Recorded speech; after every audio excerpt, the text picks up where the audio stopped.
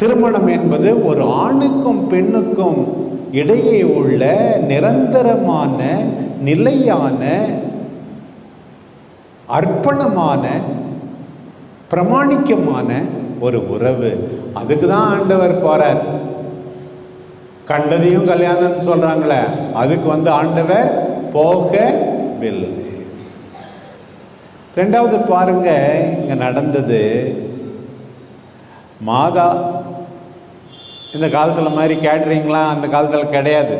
ஏன் 30 வருஷத்துக்கு முன்னாடி அதிகமாக கிடையாது.